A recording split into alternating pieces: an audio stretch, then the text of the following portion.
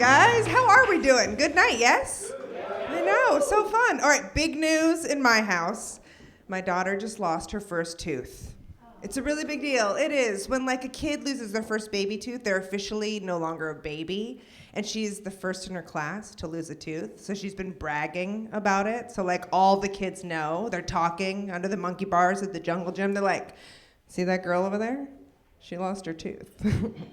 They're all excited because they know that the tooth fairy broke into her house in the middle of the night, stole her childhood, and replaced it with a buck under the pillow. So now all the other little girls are dying to lose theirs. Okay, what is this setting our kids up for, Competing against your friends as to who lost it first. Telling the story of how you lost it, how it hurt, how it bled, and how some stranger left a wad of cash on the mattress. Tooth Fairy turned my baby into a whore.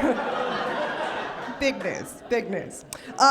So my daughter, I watched her, she was taking off her underwear the other day, and I saw in it less of a skid mark, more of an actual poop. And I was like, honey, this is serious. Like, you need to learn how to wipe better.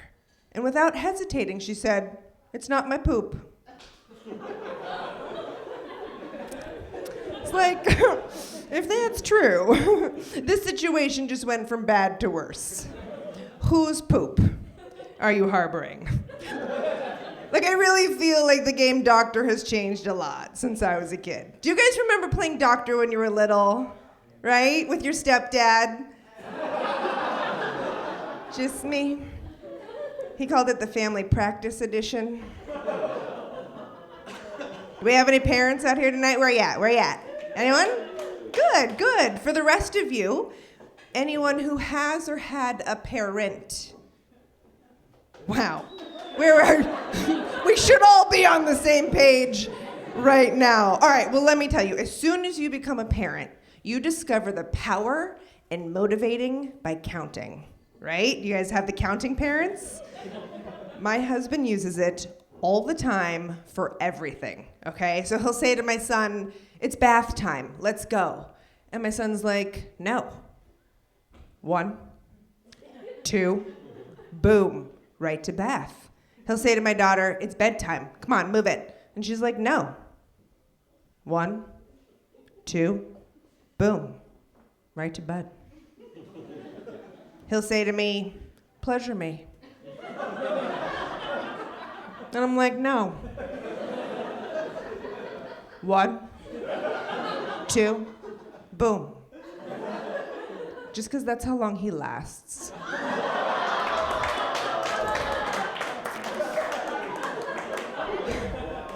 So, my husband swears that he does not watch porn. His always cleared browser history tells a very different tale. He says that the only way that he can get off is if he watches the two of us doing it together instead of some dirty strangers. So sweet. He's basically manipulated me into filming our sex life. And we've been together for a really long time, actually, since we were teenagers. So the library is huge. But my question to you guys is this. When he pops in one of those old VHS tapes, is he getting off to child porn? It's an awkward one. Yeah. All right, so this next little segment, I like to call it Crap My Kids Say, and then put it in a little comedy genre for you, okay? So I've got, in our living room, we have an ottoman. It's where we keep all the kids' toys. My 4-year-old son, he walks right over to it, lifts up the lid, pisses all over the toys, closes the lid, and then he says, something smells like piss in here. Little potty humor, there's that. So my son says to my daughter, you look just like mommy, to which she replies, don't be mean. It's like a little old school, your mama's so ugly joke. I'm right here. And you're gonna inherit this flat chest, so joke's on you. My daughter comes home from school the other day and she goes, Mommy, I just learned how the world was created. It's called the Big Bang Theory. It's like, that makes more sense than anything I've ever... That explains the whole duckbill on a beaver's face. It's a platypus joke. It's a new genre of comedy. It's big in Portland. It's coming down here. You'll thank me later. You guys love Netflix? Who loves it? Right? Ugh, it is the best. So I was putting on a movie for my daughter, and it said, error cannot load. And so I was like, oh, I'm sorry, we can't watch the movie, there's an error. So she gets up and she starts closing all the windows in the living room. I was like, what are you doing? She's like, I'm getting rid of the air. It's a comedy of errors joke. It's like Shakespeare up in here. I was cuddling one morning with my daughter, and she's nuzzled up and she whispers in my ear, I just found something in my vagina, and I took it out and I put it on your shoulder. No joke there. It's just a horrible moment. Like, why is that your instinct? What is it? What was that? Why is it that children make everything so incredibly difficult? I was trying to get my daughter to cross a street. That is a simple task, right? That is A to B. It's a straight line. I literally can't get her to move. So I have to entice her by making up a game. Okay? So I tell my daughter, the white stripes in the crosswalk, those are actually islands. Tropical islands with white sand beaches.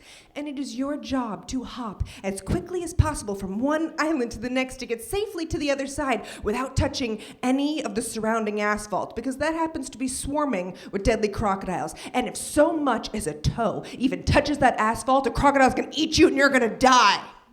Fun game. She loves it.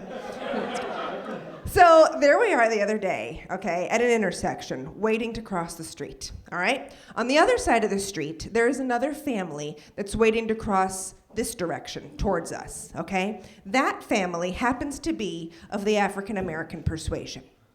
Lights change, we begin. I forget, and I take a step down into the crocodile-infested waters.